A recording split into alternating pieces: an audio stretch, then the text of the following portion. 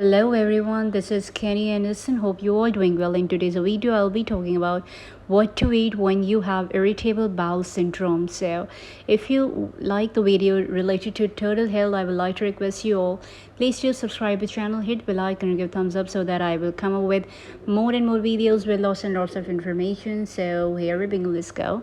So, what to eat when you have irritable bowel syndrome? So, one of the most challenging aspects of life with irritable bowel syndrome is identifying and avoiding the food that sets off IBS symptoms because no two people are alike. There is no one size fits all diet recommendation. For example, people with diarrhea predominant IBS may not have the same triggers as those with constipation predominant. With that said, there are several diet approaches that appear to provide relief for the various IBS subtypes.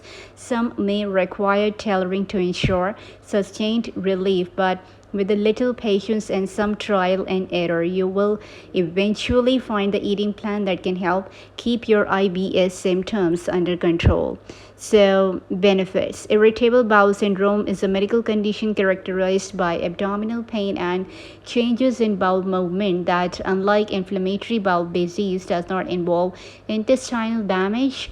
In addition to IBS or C or IBS-T, there is also mixed type IBS-M, in which diarrhea and constipation alternate. In the same way that the cause of IBS is unclear, there has been limited clinical research to evaluate the effectiveness of various diets in treating the disease. What scientists do know is that specific food and dietary practices are closely linked to the onset of IBS symptoms.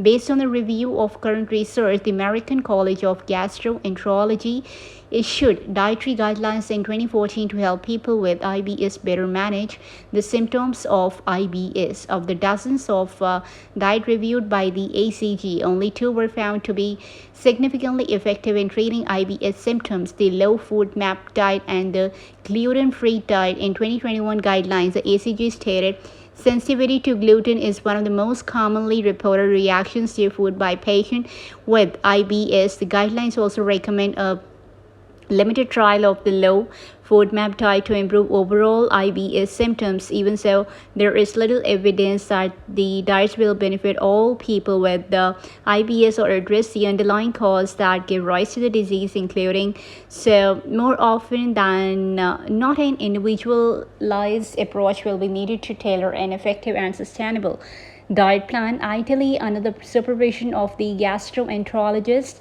This may involve an elimination diet in which suspected food triggers are removed from the diet and gradually reintroduced to see which, if any, case cause IBS symptoms. Now, how it works: because IBS is such a complex disease, there is not one set route to take when designing the ideal diet plan. Most clinicians recommend a two-stage approach. The very first one is standard first-line recommendation, include adhering to a regular meal pattern while reducing the consumption of insoluble fiber, alcohol, caffeine, spicy food, and fat.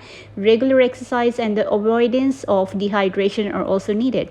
The second part, if these interventions fail to provide relief, the secondary measures, namely the implementation of a low FODMAP or gluten-free diet, should be explored under the guidance of a qualified healthcare professional.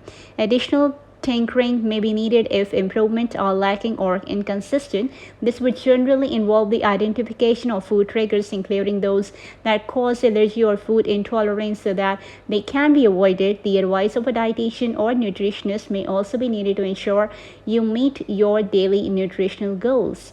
Then I'll be talking about low FODMAP diet. FODMAP is an acronym for fermentable. So the excessive consumption of FODMAP can lead to development of flatulence, bloating, and abdominal pain. Given that these are hallmarks of IBS, it makes sense that eliminating high FODMAP food, which would help prevent or ease these symptoms. This diet can be challenging as many common goods are high in FODMAPs. So there are 5 types of FODMAP. The fructans, found in wheat, onions, garlic, barley, cabbage, and broccoli.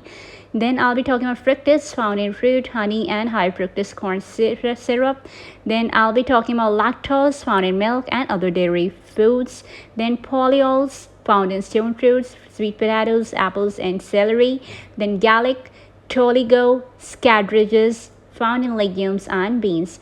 That's all about the keto diet in this video. So I'll be definitely coming in the next video with my another content. Till then, God bless you, bye bye, and take care.